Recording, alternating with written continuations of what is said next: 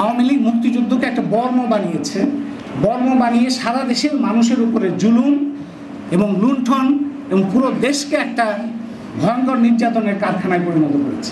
আওয়ামী লীগ যা করেছে সেটা হচ্ছে মুক্তিযুদ্ধের চেতনা বিরোধী কাজ। মুক্তিযুদ্ধকে আমরা সন্ত্রাসী, লুটেরা, দখলদার, দুর্বৃত্ত তাদের হাতে ছেড়ে দিতে পারি না। এত দাবি পূরণ করা কিভাবে সম্ভব? আসলে এত দাবি না, দাবিটা হচ্ছে একটা, সেটা হচ্ছে ঘাটটা আপনার ঘুরাইতে হবে। মানে সরকারের ঘাট এখন যেদিকে আছে সেখান থেকে ঘুরিয়ে জনগণের দিকে নিতে হবে। যদি জনগণের দিকে ঘাটটা আসে তাহলে অটোমেটিক্যালি অন্যান্য দাবিগুলো পূরণ হয়ে যাবে। বাংলাদেশে এই ধরনের গণঅভ্যুত্থানের পরিস্থিতি কিংবা নতুনভাবে নির্মাণের স্বপ্ন কিংবা আকাঙ্ক্ষা এটা এবারই যে প্রথম হয়েছে তা না। আমরা এর আগে আরও দুই সময় এরকম আকাঙ্ক্ষা তৈরি হয়েছিল, অনেক প্রবল এবং অনেক বেশি ব্যাপক আকাঙ্ক্ষা তৈরি হয়েছিল ৭১-এর মুক্তিযুদ্ধের পরে, ১৯৭২ সালে। এই যে এখন যে আমরা ছেলে মেয়েদের দেখতে পাচ্ছি রাস্তায়, কিংবা তারা শৃঙ্খলা আনয়ন করছে, তারা অনেক কাজ করতে চায়, তারা আনন্দের সঙ্গে করছে এবং তারা এটা তাদের একটা বিরাট অর্জন এবং জ্ঞানের অংশ। আমরা শিশুদের এবং কিশোর তরুণদের বড়রা সবসময় ভুল বুঝেছে, সবসময় তাদেরকে ঠিকমতো মূল্যায়ন করতে পারে নাই। অনেক সময় আমরা শুনেছি তরুণরা অবক্ষয়ের মধ্যে যাচ্ছে, শিশুরা পড়াশোনা করে না, কিশোররা এই করে না ইত্যাদি। কিন্তু তারা যে অনেক কিছু বুঝতে পারে অভিভাবকরা জানে না, যে তারা যখন মিথ্যা কথা বলে তখন শিশু কিশোররা শোনে এবং সেটা তারা ঘৃণা করে অভিভাবকদের, এবং বড় হয়ে সুবিধা পাওয়ার আগ পর্যন্ত তারা নিজেরা অনেক কিছু করতে চায়। আবার যখন সুবিধার মধ্যে পড়ে যায় তখন তারা ওই বড়দের মতো হয়ে যায়। তো মূল সমস্যাটা আসলে বড়দের নিয়ে। এই যে ঘটনাটা আমরা দেখতে পাচ্ছি, এরকম একটা বিশাল সম্ভাবনা ১৯৭২ সালে তৈরি হয়েছিল, তখন আমরা এই বয়সে ছিলাম। তো এই সম্ভাবনাটা সেই সময় রাজনৈতিক নেতৃত্ব বুঝতেই পারে না যে কিশোর তরুণদের দিয়ে কী করা যায়, এবং বুঝতে না পেরে পুরো দেশটা আবার দেখা গেছে যে এমন সব সন্ত্রাসী, চোরাকারবারি, লুটেরা, এবং আমরা শেখ মুজিবের মুখে শুনি চারিদিকে চোর দেখতে পাচ্ছি, যে চোরগুলোতে তৈরি করা এবং তাদের হাতে দায়িত্ব দেওয়া, এটা তো সেই সময় সরকারই করেছিল। তো তার ফলে একটা বিশাল সুযোগ, বিশাল সম্ভাবনা আমরা সেই সময় হারাই। পরে ৭৫ থেকে সামরিক শাসন, তারপরে ৮০ দশকে লম্বা সামরিক শাসন, আমরা ৩টা উন্নয়ন দশক এর মধ্যে পার হয়েছি। একটা উন্নয়ন দশক আইয়ুব খানের সময় উন্নয়ন দশক ছিল, বিশাল উন্নয়ন দশক, এবং উন্নয়ন দশক পূর্তি করে তারা যখন বিজয় উৎসব করছে, তারপরে গণঅভ্যুত্থান হয়েছিল ৬৯-এর গণঅভ্যুত্থান। ওই উন্নয়ন দশকদের কোনো কাজ হয়নি।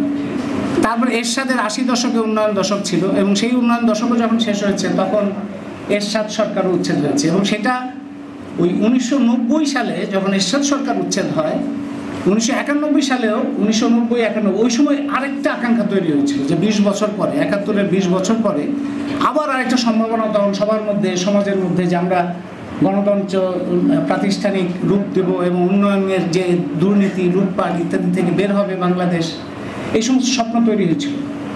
কিন্তু দেখা গেল, এবং সেই সময় তত্ত্বাবধায়ক সরকার যেটা ছিল সেটা কিন্তু সাংবিধানিক ছিল না, সেটাই যে এখনকার মতো একটা ব্যবস্থা ছিল যে রাষ্ট্রপতির অধীনে একটা অন্তর্বর্তীকালীন সরকারের মতো। শাহাবুদ্দিন সাহেব বিচারপতি সাহেব, এখনকার শাহাবুদ্দিন না, বিচারপতি শাহাবুদ্দিন, ওই শাহাবুদ্দিন সাহেব সম্পর্কে সবাই সম্মান করেন তাকে, কারণ তার ভূমিকার জন্য। এখনকার শাহাবুদ্দিনের ইতিহাসটা আমরা জানি এবং এর মধ্যে অনেকে বলি। ওই শাহাবুদ্দিনের নেতৃত্বে যে মন্ত্রিসভা হলো, সেখানে পরিকল্পনা মন্ত্রী ছিলেন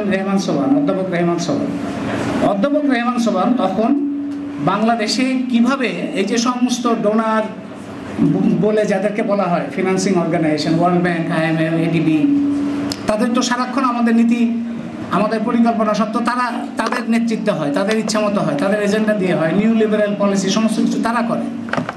তো রেহমান সোবহান তখন একটা উদ্যোগ নিয়েছিলেন যে বাংলাদেশের যারা বিশেষজ্ঞ তারা বিভিন্ন টাস্কফোর্স করে বাংলাদেশের উন্নয়নের একটা গতিমুখ ঠিক করবে, এবং সেটা কোনো পয়সাপাতি না নিয়ে, কোনো ফিটি না নিয়ে একটা প্রায় ২৯টার মতো টাস্কফোর্স হয়েছিল, বিভিন্ন বিষয়ে কাজ হয়েছিল। এবং সেটা সেই সময় পরিকল্পনা মন্ত্রণালয়ের দায়িত্ব থেকে রেহমান সোবহান আশা করেছিলেন এই ডকুমেন্টগুলো রাজনৈতিক দল নেবে এবং এটার ভিত্তিতে তারা কাজ করবে, এবং সেটা তাদেরকে জমা দেওয়া হয়েছিল সব রাজনৈতিক দলকে, এবং সেগুলো পরে UPL বেরও করেছিল চার খণ্ডে। কোনো রাজনৈতিক দল ওটা উল্টাও দেখেনি, ওই একই আগের যে পলিসি ফ্রেমওয়ার্ক সেভাবেই চলেছে। এবং এরশাদ সরকার এরশাদ সাহেবকে উচ্ছেদের জন্য আন্দোলন করেছে আওয়ামী লীগের নেতৃত্বাধীন 8 দল, বিএনপি নেতৃত্বাধীন 7 দল, বাম দল 5 দল, এই 3 জোটের রূপরেখা ছিল। এই 3 জোটের প্রত্যেকটা দল পরবর্তী কোনো না কোনো সরকারের সাথে ছিল, মানে আওয়ামী লীগের সাথে যারা, বিএনপির সাথে যারা, তারা প্রায় সবাই পরবর্তীকালে রাজনৈতিক দল বিএনপি জামাতের সময় কিংবা আওয়ামী লীগের সাথে ঐক্যমতের সরকার ইত্যাদির মধ্যে ছিল। এই 3 জোটের রূপরেখা তারা কেউ মানে নাই, প্রত্যেকে এটাকে মাটিতে ফেলেছে, পদপিষ্ট করেছে, এবং ওই 3 জোটের রূপরেখা যদি অনুসরণ করতো তাইলে ওই গণতান্ত্রিক প্রতিষ্ঠানগুলি তৈরি হতো, তারা করেনি। এই এত বছর পরে, 91 এত বছর পরে আবার সেই সম্ভাবনাটা তৈরি হয়েছে। এখনকার সাথে আগেরগুলির একটা বড় পার্থক্য হচ্ছে যে আগেরগুলো সবগুলোতে রাজনৈতিক দল মোটামুটি নেতৃত্বে ছিল। এইবারই প্রথম এরকম একটা ঘটনা ঘটলো, সেটা সরাসরি রাজনৈতিক দলের নেতৃত্বে হয় নাই, কারণ রাজনৈতিক দলগুলোর অবস্থা ছিল না, রাজনৈতিক দলের সেই অবস্থাই ছিল না যে তারা কোনো পরিবর্তনের নেতৃত্ব দিতে পারে। কিন্তু এই শিক্ষার্থীরা তাদের নিজেদের ভেতরের দাবি এবং সমাজের ভেতরের ক্ষোভ এবং তাদের উপরে যখন আক্রমণ হলো, কিভাবে পাবলিক প্রাইভেট একাকার হলো, কিভাবে সমস্ত শ্রমজীবী শিক্ষার্থী শিক্ষক একাকার হয়ে গেল, শিক্ষার্থীরা এইভাবে স্কুল কলেজ বিশ্ববিদ্যালয় পাবলিক প্রাইভেট সবাই রাস্তায়, এবং তাদেরকে রক্ষা করার জন্য অভিভাবকরা আসছেন এবং তাদের পাশে দাঁড়াচ্ছেন শিক্ষকরা, এই দৃশ্যটা অভূতপূর্ব। এই দৃশ্য আগে কখনো হয়নি এরকম। এইটা একটা নতুন অভিজ্ঞতা, সেই জন্য আমরা নতুনভাবে প্রত্যাশা করতে পারি যে একই ধরনের ঘটনার পুনরাবৃত্তি হবে না। জনগণের হাতে ক্ষমতাটা এসছে, এবং যে শিক্ষার্থীরা এই আন্দোলন করেছেন, নিরাপদ সড়কের কথা বলেছেন আমার আগে, নিরাপদ সড়ক আন্দোলন এবং এই আন্দোলন যারা করেছেন শিক্ষার্থী, তাদের অনেকেই, তাদের ফেসবুকে গেলে দেখতে পাবেন যে তারা অনেকেরই এরকম একটা লাইন আছে যে আই হেট পলিটিক্স। এই হেট পলিটিক্স করার পরে তারা পুলিশের বন্দুকের সামনে বুক চিপিয়ে দাঁড়াচ্ছে যে গুলি খেলেও এই নিপীড়নের, এর চাইতে বড় রাজনীতি আর কি হবে, এর চাইতে বড় রাজনীতি আর হতে পারে। এবং এই রাষ্ট্রকে এই জায়গাটায় আমাদের একটা জায়গা আমাদের পুরো পরিষ্কার করা দরকার। যেমন মুক্তিযুদ্ধ, আমি আগেও বলেছি, আজকেও বলতে চাই, যে মুক্তিযুদ্ধ তো আওয়ামী লীগের সম্পত্তি না, মুক্তিযুদ্ধ সারা দেশের মানুষ করেছে, এবং সেই সারা দেশের মানুষের হাত থেকে মুক্তিযুদ্ধ কেড়ে নিয়ে আওয়ামী লীগ মুক্তিযুদ্ধকে একটা বর্ম বানিয়েছে, বর্ম বানিয়ে সারা দেশের মানুষের উপরে জুলুম এবং লুণ্ঠন এবং পুরো দেশকে একটা ভয়ঙ্কর নির্যাতনের কারখানায় পরিণত করেছে। সেই মুক্তিযুদ্ধের এইবারের যে ঘটনাটা ঘটলো, এই ঘটনাটা হচ্ছে যে এই সরকারের হাত থেকে মুক্তিযুদ্ধকে কেড়ে নিয়ে জনগণের হাতে, জনগণের পুনরুদ্ধার করার মুক্তিযুদ্ধের ঘটনাই ঘটেছে এই ছাত্র গণ অভ্যুত্থান। এই ছাত্র গণ অভ্যুত্থান আসলে মুক্তিযুদ্ধেরই ধারাবাহিকতা, মুক্তিযুদ্ধের চেতনার প্রকাশ, এর চাইতে আর ভালো মতো হইতে পারে না। এটাই হচ্ছে মুক্তিযুদ্ধের চেতনা। আওয়ামী লীগ যা করেছে সেটা হচ্ছে মুক্তিযুদ্ধের চেতনা বিরোধী কাজ। মুক্তিযুদ্ধকে আমরা সন্ত্রাসী, লুটেরা, দখলদার, দুর্বৃত্ত তাদের হাতে ছেড়ে দিতে পারি না। ঠিক একই রকমভাবে রাজনীতিকে আমরা সন্ত্রাসী, লুটেরাদের হাতে ছেড়ে দিতে পারি না।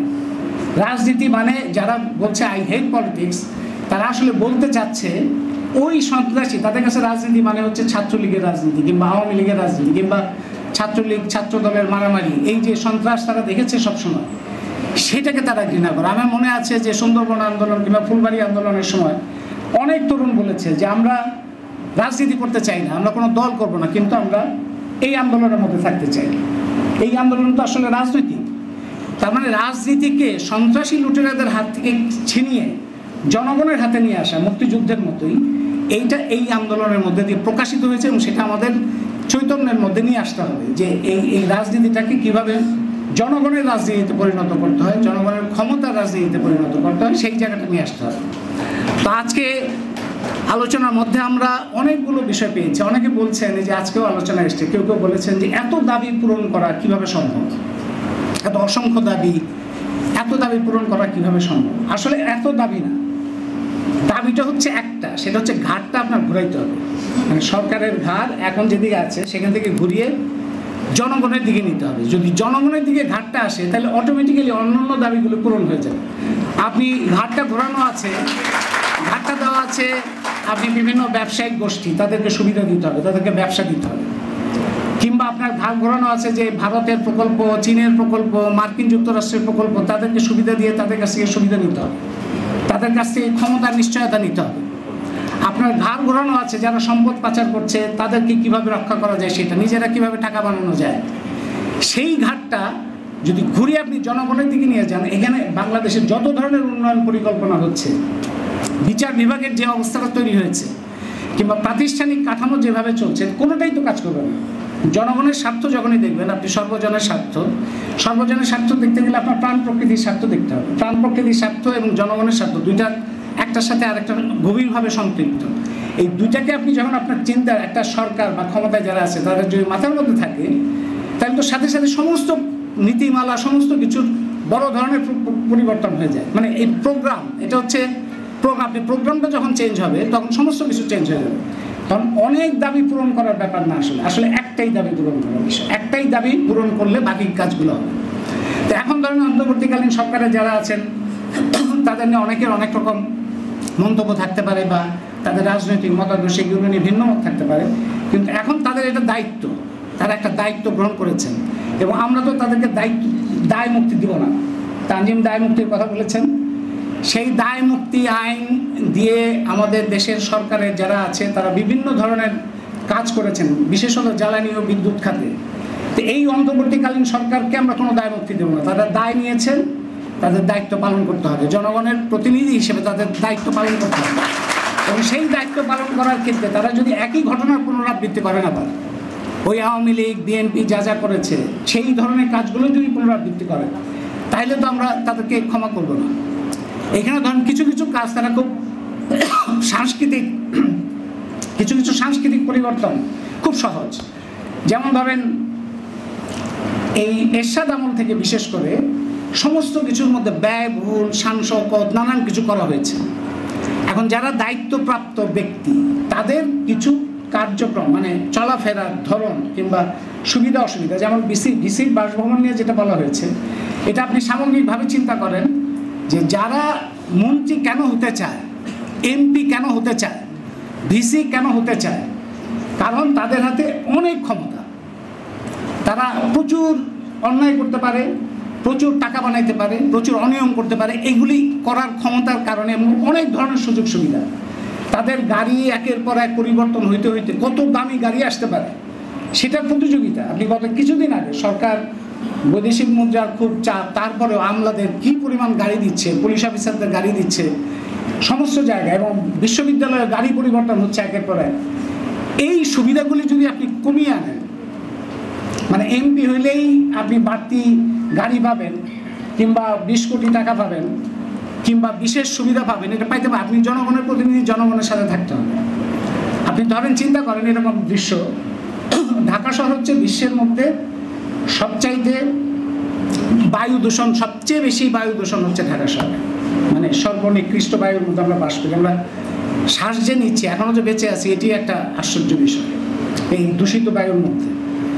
এখন আমাদের মন্ত্রী, আমাদের এমপি, আমাদের আমলা, তারা তো কখনো এই বাতাসটা পান না। কখনো তারা তো তাদের বাড়ি এসি করা, তাদের গাড়ি এসি করা, তারা রাস্তায় তো কখনোই পান না। এখন যদি আমরা বলি যে এদের যারা এই দায়িত্বে থাকবে তাদের গাড়ির কাজটা নামিয়ে রাখতে হবে, সবসময় কাজটা নামিয়ে রাখতে হবে। কী কারণে কাজটা নামিয়ে রাখতে হবে? বাতাসটা পাওয়ার জন্য এবং জনগণকে দেখার জন্য, এবং জনগণও যাতে তাদের দেখতে পারে সেটার জন্য। এটা খুব সহজ কাজ, এটা কঠিন কাজ। এটার জন্য তো বিরাট একটা আইন পরিবর্তন করতে হবে না, দেখাইতে হবে যে তুমি জনগণের সাথে আছো। এবং এখনকার আমলাদের বাড়ি আপনি চিন্তা করেন, আমলাদের বাড়ি, এই আমলাদের আমি একটা হিসাব করেছিলাম যে ডিসি এসপিদের যে বাড়ি আছে, সেই বাড়ির জমিটাই যদি ব্যবহার করা হয়, তাহলে আমাদের যে রিনিউয়েবল এনার্জি, সোলার পাওয়ার, সেটার একটা বড় অংশ ওইখানেই হয়। সবসময় বলা হয় না জমি নাই। ক্যান্টনমেন্ট এবং সিভিল এবং মিলিটারি ব্যুরোক্রেসির হাতে যত জমি আছে, সেটি আমাদের রিনিউয়েবল এনার্জির জন্য যথেষ্ট। ওইটা দিয়ে আমাদের রিনিউয়েবল এনার্জি, ওইখানে বিশাল একটা অঞ্চল নিয়ে সেখানে একজন লোক বসে আছে, আবার তিনি যদি ঢাকার বাইরে থাকেন, তার ফ্যামিলি আবার ঢাকায় থাকে, কারণ ঢাকা ছাড়া আর কোথাও ভালো চিকিৎসা নাই, ঢাকা ছাড়া কোথাও ভালো শিক্ষা নাই। সুতরাং তার দুইটা এস্টাবলিশমেন্ট, ওইখানে বিশাল প্রাসাদ, ঢাকার বাইরে ডিসি কিংবা এসপি, আবার ঢাকাতেও তার একটা বিষয়। এই টাকা পয়সা তো জোগাড় করতে হবে। আবার এই টাকা পয়সা জোগাড়ের জন্য তার সারাক্ষণ একটা অস্থিরতা থাকে। আবার টাকা পাঠাইতে হবে অনেক উপরে, এক একটা পোস্টিংয়ের জন্য বিশাল টাকা। এই যে পুরো জিনিসগুলো, সুবিধার যে সিস্টেম, এইটা তো দূর করা অন্তর্বর্তীকালীন সরকারের জন্য খুবই সম্ভব। এটার জন্য বড় ধরনের কোনো আইন করতে হয় না। অন্যান্য ক্ষেত্রে যেগুলো আছে, যে ধরেন কাগজপত্র তৈরি করা, যেমন টাস্কফোর্স যেগুলি করেছিল 91 সালে, সেই ধরনের কিছু কাজ এখন করতে হবে। এইটা এখন মন্ত্রণালয় নেওয়ার আগে বিশ্ববিদ্যালয় শিক্ষক নেটওয়ার্ক কিন্তু অনেকগুলি দায়িত্ব নিয়ে নিচ্ছে। বিশ্ববিদ্যালয় শিক্ষক নেটওয়ার্ক নিজেরাই দায়িত্ব নিয়ে নিচ্ছে এবং এক ধরনের ছায়া সরকারের মতো, যে ঠিক আছে আমরা করছি এগুলো। এই দায়িত্বটা যে বিশ্ববিদ্যালয় শিক্ষক নেটওয়ার্ক নিচ্ছে, এটা একটা বড় ঘটনা। এবং এটা তো অন্তর্বর্তীকালীন সরকারের তো অনেক দায় থেকে তারা বেঁচে গেল। এখন অন্তর্বর্তীকালীন সরকারের কিছু কাজ করতে হবে, যেমন দুর্নীতি, লুণ্ঠন এবং এই যে জনগণের উপরে জুলুম, অত্যাচার, গুলিবর্ষণ, এগুলো সম্পর্কে শ্বেতপত্র তো আমরা করতে পারবো না, কারণ আমাদের কাছে সেই তথ্য নেই। এই শ্বেতপত্র তো সরকারকেই করতে হবে। এটা তো সরকারের জন্য কোনো কঠিন কাজ না, সমস্ত কাগজপত্র তার কাছে আছে। এই কী করে বাংলাদেশে এই ধরনের একটা ভয়ঙ্কর গোষ্ঠী তৈরি হলো, যে যাদের হাতে বিপুল সম্পদ দ্রুত তৈরি হচ্ছে এবং দেশের সমস্ত জনগণের জীবন এবং সম্পদের বিনিময়ে তারা এগুলো তো, এবং তাদের স্বার্থ রক্ষার জন্যই পুলিশ, বিজেপি তাদেরকে এরকম হিংস্র করে ফেলা হয়েছে। বিজেপি নাম হচ্ছে বর্ডার গার্ড বাংলাদেশ, সেখানেও বর্ডার ছেড়ে ঢাকা শহরে ছাত্রছাত্রীদের উপর গুলি বর্ষণ করে। অত আমাদের বর্ডার কোনো ঠিক ঠিকানা নাই, সেখানে সীমান্ত হত্যা হচ্ছে, অথচ বর্ডার গার্ড বাংলাদেশ ভেতরে আমাদের সন্তানদের হত্যা করছে। এটা তো হইতে পারে না। তো এগুলো সম্পর্কে শ্বেতপত্রটা সরকারকেই করতে হবে। আর কিছু কিছু জিনিস যেমন দীর্ঘমেয়াদী কাজগুলো করতে গেলে তার ভিত্তিটা কিন্তু অন্তর্বর্তীকালীন সরকার স্থাপন করতে পারে। মানে সব কিছু করতে, যেমন সংবিধান, আমাদের এই সংবিধানের অধীনে যে সরকার আসবে, বিশ্ববিদ্যালয়ের শিক্ষক নেটওয়ার্কও যদি এই সংবিধানের অধীনে ক্ষমতায় যায়, তাহলেও সে স্বৈরতন্ত্রী হবে। কারণ এই সংবিধানের মধ্যে ক্ষমতার এমন কিন্তু ভবন করা আছে এবং এক ব্যক্তির হাতে এত ক্ষমতা। প্রধানমন্ত্রী শেখ হাসিনা যে এই ধরনের অবস্থা হয়েছিল, সে তো সাংবিধানিক মানে আইনের ভিত্তিতেই হয়েছে। পুরো সংবিধানটা ওইভাবেই তৈরি করা, এবং এর আগে যারা এসছে তারাও ওইভাবে, এবং ভবিষ্যতেও তাই হবে। সুতরাং এই সংবিধান তো আসলে চলবে না। এই সংবিধানের বড় ধরনের পরিবর্তন আনতে হবে, এবং সেইটা আনতে গেলে তো আলোচনার মধ্যে আনতে হবে। এখন এই সরকারের এইটা কিভাবে হবে না হবে সেটা সাবিনা লুৎফা বলেছেন, এগুলি নিয়ে আমরা আবার আলোচনা করবো। কিন্তু এটা তো শুরু করতে হবে, কাজ, কথাবার্তা শুরু করতে হবে, কি কি জায়গায় আমাদের সংশোধন করতে হবে। আমরা যে নামটা আমাদের পিপলস রিপাবলিক অফ বাংলাদেশ, এর বাংলা কেন গণপ্রজাতন্ত্রী হবে? প্রজা কেন হবে? প্রজা কি কারণে হবে? প্রজা যদি হয়, রিপাবলিকের বাংলা কেন প্রজাতন্ত্র কে করলো? মানে প্রজা যদি হয়, তাহলে তো রাজা না থাকলে প্রজা কি করে হয়? তাহলে এই নামটাও তো একটা সিগনিফিকেন্ট, যে আমরা সর্বজনতন্ত্রী হতে পারে, গণতন্ত্রী হতে পারে, এই অনেকভাবে আমরা জনগণের শাসন, সেটা বোঝানোর মতো করে বাংলা নাম, যেখানে শ্রেণী, ধর্ম, বর্ণ, লিঙ্গ, জাতি সকলকে ধারণ করার মতো একটা ব্যবস্থা, নাগরিকদের ক্ষমতা, সার্বভৌম ক্ষমতা হচ্ছে জনগণের হাতে, এবং সেই জনগণের মধ্যে বৈচিত্র্য আছে, জনবৈচিত্র্য, যেটা আমাদের উপস্থাপনে বলা হয়েছে, যে এর মধ্যে আমাদের দেশে লিঙ্গীয় বৈচিত্র্য আছে, জাতিগত বৈচিত্র্য আছে, ধর্মীয় বৈচিত্র্য আছে। সেই বৈচিত্র্যের উপর আক্রমণ করার মতো কিছু গোষ্ঠী আছে।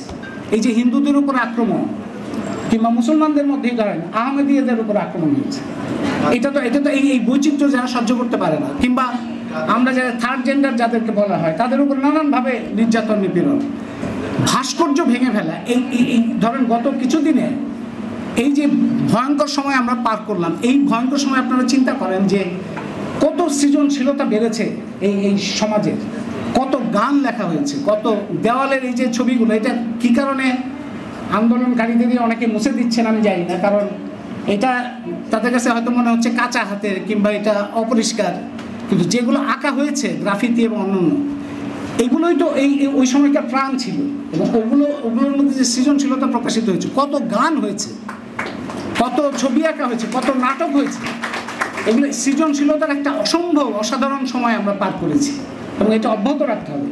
সেই সৃজনশীলতার উপর আক্রমণ করছে কিছু গোষ্ঠী, তাদেরকে তো চিহ্নিত করতে হবে। তারা শিল্পীর বাড়িতে গিয়ে শিল্পীর বাদ্যযন্ত্র ভাঙে, কিংবা ভাস্কর্য ভাঙে, কিংবা জাদুঘরে আক্রমণ চালায়, এটা তো কোনোভাবেই গ্রহণযোগ্য হতে পারে না। কারণ এগুলো তো আন্দোলনের লক্ষ্য হচ্ছে জনগণের ক্ষমতা বাড়ানো, জনগণের ক্ষমতা সংকুচিত করা না, কিংবা জনগণের সম্পদ, তাদের সৃষ্টিকে ধ্বংস করা না, সেই সৃষ্টিকে আরও বাড়ানো, সেটি হচ্ছে এই আন্দোলনের লক্ষ্য ছিল। সুতরাং ওই জায়গাগুলো এগুলো তো সরকারের দায়িত্ব, আমাদেরও দায়িত্ব। এদেরকে চিহ্নিত করা দরকার যে কারা এগুলো এই ধরনের দুর্বৃত্তের মতো কাজ করছে।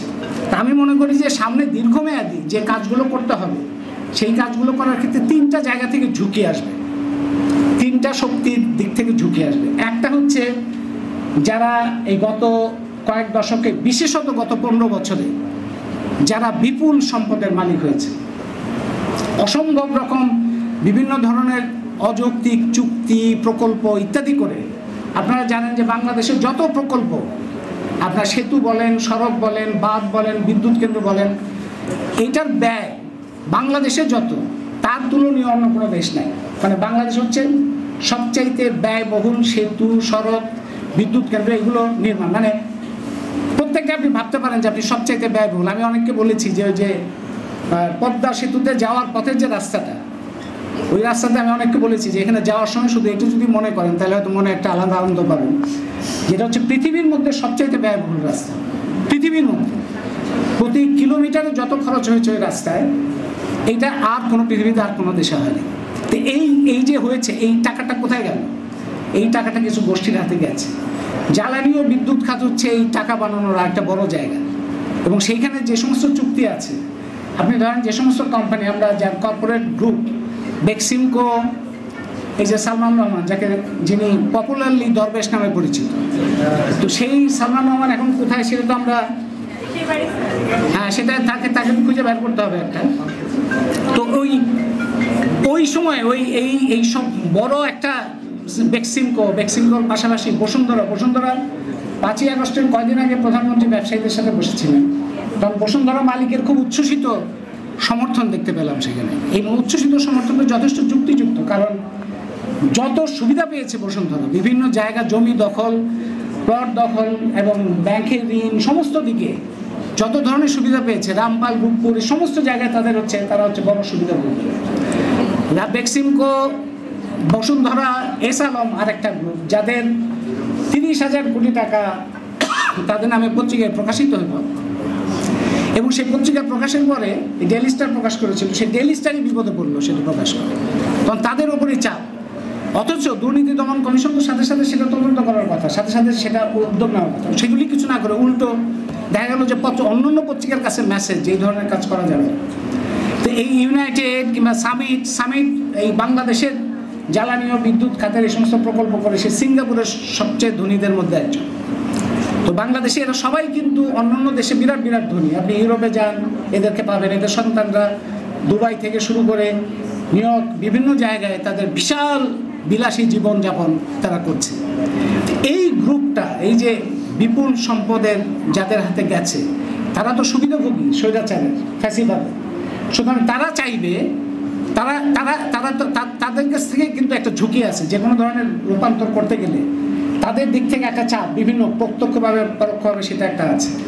দ্বিতীয় হচ্ছে সিভিল এবং মিলিটারি ব্যুরোক্রেসি, সামরিক বেসামরিক আমলাতন্ত্র। এই যে আমরা ডিজিএফআই, ডিবি কিংবা অন্যান্য যে গোয়েন্দা সংস্থাগুলো, সেই সমস্ত গোয়েন্দা সংস্থাগুলো যেগুলি আমরা দেখি, এবং যাদের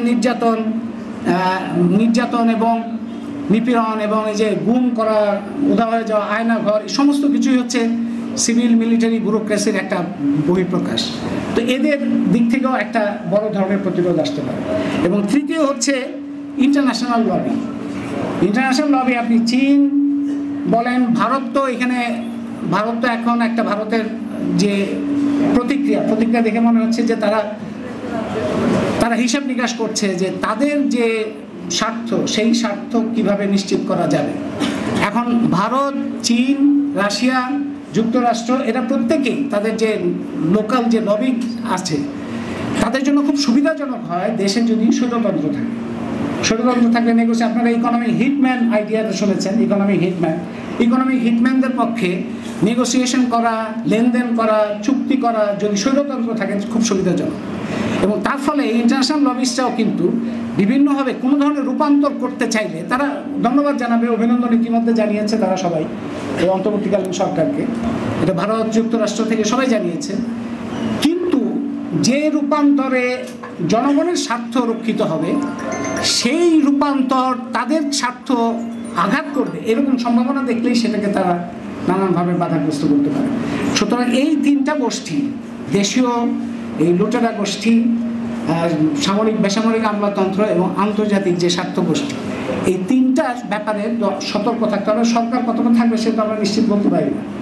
আমাদের দিক থেকে বিশ্ববিদ্যালয় শিক্ষক নেটওয়ার্ক এবং শিক্ষার্থীদের যত সংগঠন আছে, বৈষম্য বিরোধী ছাত্র আন্দোলন, এই যে গণ অভ্যুত্থানের যে প্রমিস, প্রত্যাশা, সেটাকে যদি রক্ষা করতে হয় তাহলে এই তিন গোষ্ঠীর বিপদ সম্পর্কেও আমাদের যথেষ্ট সজাগ থাকতে হবে। আর রামপাল রূপপুর নিয়ে প্রশ্ন এসেছিল। রামপাল রূপপুর কি কারণে বাতিল করা উচিত, এটা সম্পর্কে তথ্য প্রমাণ এবং যুক্তি, গবেষণালব্ধ কাগজপত্রের কোনো অভাব নেই। রামপাল, আপনি জানেন, রামপাল বিরোধী আন্দোলন সুন্দরবনের জন্য, সুন্দরবন আমাদের জন্য কত গুরুত্বপূর্ণ। সুন্দরবন না থাকা মানে বাংলাদেশ অরক্ষিত থাকে, সবাই জানে।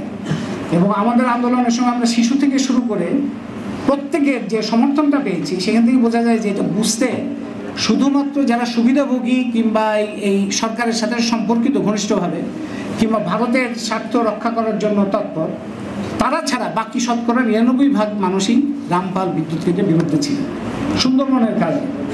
তো সেটা নিয়ে অনেক গবেষণা হয়েছে, দেশের মানুষ, দেশের বাইরে বিশেষজ্ঞরা গবেষণা করেছেন। আমরা একটা বিকল্প মহাপরিকল্পনাও দিয়েছিলাম সরকারের কাছে, যাতে রামপাল রূপপুরের কোনো দরকার না থাকে। তো কাগজপত্রের কোনো অভাব নেই। অন্তর্বর্তীকালীন সরকার যদি চায় যে এটার ব্যাপারে আমরা একটা স্টেপ গ্রহণ করব, তার সাপোর্টিং এভিডেন্স কিংবা তার যে ব্যাকগ্রাউন্ড পেপারস, সেটার কোনো অভাব হবে না। তো রামপাল, রূপপুর, মাতারবাড়ি কিংবা বাঁশখালী, এই ধরনের প্রকল্প যেগুলি জাতীয় স্বার্থের জন্য, জনস্বার্থের জন্য ভয়ঙ্কর, এটা বাতিল করার ক্ষেত্রে একটা প্রশ্ন উঠবে, যেটা বাতিল করলে অনেক বিনিয়োগ হয়েছে, তাহলে বাতিল করলে কি হবে? এই যুক্তিটা কোনো কাজের যুক্তি না। কারণ এটা যদি অব্যাহত থাকে তাইলে যে ক্ষতি হবে, এটা বন্ধ করলে যদি কিছু আর্থিক ক্ষতি হয়ও, চালু করলে তার থেকে অনেক বেশি আর্থিক ক্ষতি হবে এবং মানুষের জীবনযাপনে, মানুষের জীবন এবং অস্তিত্বের জন্য একটা বড় ধরনের হুমকি হিসেবে এগুলো থাকবে। সুতরাং এটা বাতিল করার জন্য প্রয়োজনীয় যে ব্যবস্থা, সেটা গ্রহণ করতে হবে। এবং এখানে আমরা যারা শিক্ষক শিক্ষার্থী এখানে আছে, তারা অনেকেই আন্দোলনের সাথেই ছিলেন এবং তারা নিশ্চয়ই তাদের মধ্যেও এগুলির ব্যাপারে যুক্তি এবং অন্যান্য আছে, সেই সমস্ত বিষয় আমাদের সামনে আনতে হবে। ফুলবাড়ির সংগঠক বলেছেন, চিন্তা করেন যে একটা দেশ কিভাবে চলে, যে ফুলবাড়ি একটা গণ অভ্যুত্থান হয়েছিল এবং সেটার চুক্তি করতে বাধ্য হয়েছিল তৎকালীন 4 দলীয় জোট সরকার, বিএনপি, জামাত। তাদের গুলিতে সেখানে মানুষ নিহত হয়েছিল যারা আন্দোলন করেছিল। তারপরে তারা গণ অভ্যুত্থান সেখানে একটা হয়েছিল উত্তরবঙ্গে, তারপরে তারা চুক্তি করতে বাধ্য হয়েছিল এবং চুক্তি করতে বাধ্য হওয়ার পরে তারপরে এত বছর গেছে 2006-এর পরে, সেই চুক্তি পুরোপুরি বাস্তবায়ন করা হয়নি। যদিও প্রধানমন্ত্রী শেখ হাসিনা তখন বিরোধী ছিলেন। যেটা হয়েছে, এই ফুলবাড়ি দেখে আপনার অবিশ্বাস্য মনে হবে, এই ফুলবাড়ি দেখিয়ে লন্ডনে শেয়ার ব্যবসা করে। তাদের হাতে কিন্তু চুক্তি নাই, কোনো তাদের কোনো লাইসেন্স নাই, কিন্তু তারা শেয়ার মার্কেটে ব্যবসা করছে। এখানে মন্ত্রী নসরুল হামিদ বিপু, যিনি জ্বালানি ও বিদ্যুৎ খাতে বিপুল লুণ্ঠন এবং দুর্নীতির অন্যতম ভাগিদার, এবং সেই মন্ত্রণালয়ের মন্ত্রী হচ্ছেন আবার প্রধানমন্ত্রী নিজে। জ্বালানি ও বিদ্যুৎ এইবারও দেখলাম প্রধান উপদেষ্টার হাতেই আছে। মানে এটা একেবারে কেন্দ্রীয় একটা ক্ষমতার জায়গা। ওই নসরুল হামিদ জানতেন যে এর কোনো চুক্তি নেই। তাকে জিজ্ঞেস করা হয়েছে যে কী করে লন্ডনে তারা শেয়ার মার্কেটে ব্যবসা করে। নসরুল হামিদের উত্তর হচ্ছে, আমরা এখন কি করব, তারা যদি করে আমরা দেখছি কি করা যায়। কিন্তু পরিষ্কার বোঝাই যায় যে শেয়ার মার্কেটে তারা ব্যবসা করে এবং তার ভাগিদার দেশের মধ্যে মন্ত্রী, আমলা অনেকেই এবং তথাকথিত কিছু কনসালটেন্ট। তো এইটা আমাদের দিক থেকে দাবি হবে যে গণ অভ্যুত্থানের মুখে ফুলবাড়ি চুক্তি স্বাক্ষর হয়েছিল জনগণের সাথে, সেটা পূর্ণ বাস্তবায়ন করতে হবে। এবং যারা আন্দোলনের সংগঠক, এই যে এখনকার যেমন আন্দোলনের সংগঠকদের বিরুদ্ধে মামলা করা হয়েছে, মিথ্যা মামলা, ফুলবাড়িতেও সেরকম ছিল, এই মামলাগুলো প্রত্যাহার করতে হবে। এই যা দাবিটা, মানে এটা এই আন্দোলনের গণ অভ্যুত্থানের শক্তির থেকে দূরের কিছু না, এটা একই ধারাবাহিকতা। কেননা একই ধারায় এগুলোকে কিভাবে চলে এবং কিভাবে পরিচালিত হয়, কিভাবে পুরো বিষয়গুলো তারা নিজেদের স্বার্থে পরিচালিত করে, সেটার একটা বড় বহিঃপ্রকাশ। তা আমি শেষ করে আনি একটা জিনিস, যেটা public transport, public education, public health care নিয়ে কথা হয়েছে। আপনারা খেয়াল করলে দেখবেন, পাবলিক এবং প্রাইভেট, পাবলিক যা কিছু আছে, public education, public health care, public transport, সবগুলোর অবস্থা খারাপ, সবগুলো হচ্ছে বঞ্চিত, সবগুলোতেই আপনার সম্পদের সমস্যা, সবগুলোতে দুর্নীতি অনিয়মে ভরা, এবং পাশাপাশি রাস্তার মধ্যেও একটা আপনি এটা খুব খুব প্রতীকী অর্থেও পরিষ্কার বোঝা যায় যে প্রাইভেট গাড়ি, কোটি টাকার গাড়ি যাচ্ছে আর পাশে ঝনঝন একটা বাস যাচ্ছে, ওইখানে মানুষ হচ্ছে 100 আর এখানে একজন কিংবা একজন নাই হয়তো। তো তার মানে পুরো সম্পদটা কোথেকে কোথায় গেল, পাবলিকের কাছ থেকে প্রাইভেটের কাছে যে গেছে তার একটা প্রতীক হচ্ছে এটা। আপনি পাবলিক বাস এবং প্রাইভেট গাড়ি দুটো যদি পাশাপাশি দেখেন, তাহলে এই জায়গাটা আপনি ধরেন যদি জনগণকে দিকে ঘর ঘেরানো থাকে, তাহলে public education, public health care এবং পাবলিক দেবে, এবং তাদের কারণে গণপরিবহন বাংলাদেশে ঠিকমতো, সর্বজনের পরিবহন ঠিকমতো বিকশিত হয়নি। তো এর বাইরে আপনার দলিত, হরিজন এবং অনেকগুলো বিষয় নিয়ে যে আলোচনাগুলো হয়েছে, সেই আলোচনাগুলো আমাদের আরও সামনে অগ্রসর হবে। এর মধ্যে আমাদের এখানে আরেকটা কথা এসছে, সেটা হলো এটা একটা অবাক কাণ্ড এবং বর্তমান আন্দোলনের জন্য খুব ক্ষতিকর, যে ঢাকা বিশ্ববিদ্যালয়ের শিক্ষক অধ্যাপক আনোয়ার হোসেন, তার উপর হামলা হয়েছে। এটা কোনোভাবেই অধ্যাপক আনোয়ার হোসেনের যদি কোনো অপরাধ থাকে, আমার জানা মতে তিনি এই ধরনের চৌর্যবৃত্তি বা এই ধরনের কোনো কিছুর সাথে যুক্ত না, তিনি একজন শিক্ষক। তারপরেও তার বিরুদ্ধে যদি কোনো অভিযোগ থাকে, সেগুলি তো আমাদের এখন অপরাধীদের বিচার হবে, সেইভাবে হবে, কিন্তু তার উপরে হামলা এবং রক্তাক্ত করা থাকে, এইটা আমরা বিশ্ববিদ্যালয়ের শিক্ষক নেটওয়ার্ক থেকে কোনোমতেই গ্রহণ করতে। তুরিন আফরোজের উপর এই ধরনের আক্রমণগুলো কোনোভাবেই গ্রহণযোগ্য না। এগুলো কিন্তু আমাদের পরিষ্কারভাবে বলতে হবে। 3 ধরনের লোক এইগুলো করছে। এক ধরনের লোক হচ্ছে যাদের ধরেন জুলুমের মধ্যে ছিল, জুলুমের মধ্যে থাকার কারণে ভেতরে অনেক ক্ষোভ, রাগ, ক্রোধ আছে, আক্রোশ আছে, তাদের একটা বহিঃপ্রকাশ হচ্ছে, সেটা আমরা বুঝতে পারি।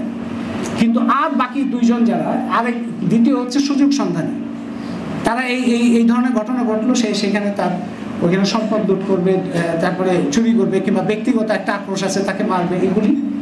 আর তৃতীয় হচ্ছে যারা মতাদর্শিকভাবে ভিন্ন চরিত্র, ভিন্ন অস্তিত্বকে স্বীকার করতে চায় না, তারা সংখ্যালঘু কিংবা অন্য ধর্ম কিংবা অন্য জাতি, অন্য ভাষা, ধর্মের অন্য বৈশিষ্ট্য তাদেরকে তারা সহ্য করতে পারে না, তাদের উপরে আক্রমণ করে। এটা হলো তাদের একটা মতাদর্শিক অবস্থান। এটা তাদের তারা কোনো সুবিধার জন্য না, তারা মতাদর্শিকভাবে এই মতাদর্শের সাথে তো আমাদের মোকাবেলা করতে হবে, লড়াই করতে হবে, এবং সেইটাকে আমাদের পরিষ্কার করতে হবে যে এই ধরনের এগুলো আমরা কোনোভাবেই গ্রহণ করতে পারি না। তো যাই হোক, আজকে আমাদের যে আলোচনা হয়েছে, সেই আলোচনায় আরও কয়েকটা জিনিস এর মধ্যে আলোচনার মধ্যে এসছে, যেমন কমিউনিটি সার্ভিস।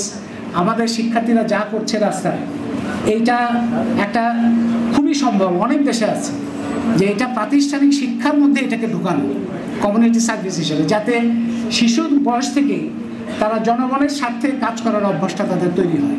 তারা কিন্তু নিজেরাই করেছে, বড়রা করে নাই, তারা নিজেরাই দায়িত্ব নিয়েছে। এইটাকে একটা প্রাতিষ্ঠানিক রূপ দিতে হবে। আরেকটা হচ্ছে এগুলি কিন্তু এখনই নীতিগতভাবে সরকার করতে পারে। আরেকটা হচ্ছে যৌন নিপীড়ন প্রতিরোধ নীতিমালা। আপনি ধরেন যৌন নিপীড়ন প্রতিরোধ নীতিমালার একটা ইতিহাস আছে, ধর্ষণ বিরোধী আন্দোলনের একটা বড় ধরনের ইতিহাস আছে, এবং সেই আন্দোলনের কারণেও এই নীতিমালা হয়েছিল, কারণেই তো। কিন্তু দেখা যাচ্ছে যে মাত্র কয়েকটা ইউনিভার্সিটিতে নীতিমালাটা আছে, আর কোথাও নেই। আপনি চিন্তা করেন যে ব্যুরোক্রেসির মধ্যে একটা মেয়ে, কিংবা পুলিশের মধ্যে, কিংবা আর্মির মধ্যে, কিংবা অন্যান্য প্রাইভেট সেক্টরে যদি যৌন নিপীড়নের ঘটনা ঘটে, মানে অন্য যে কোনো সেক্সের উপর যদি কোনো ধরনের জেন্ডার ডিসক্রিমিনেশন হয়, তাহলে তার পক্ষে তো কোনো অভিযোগ জানানোই মুশকিল।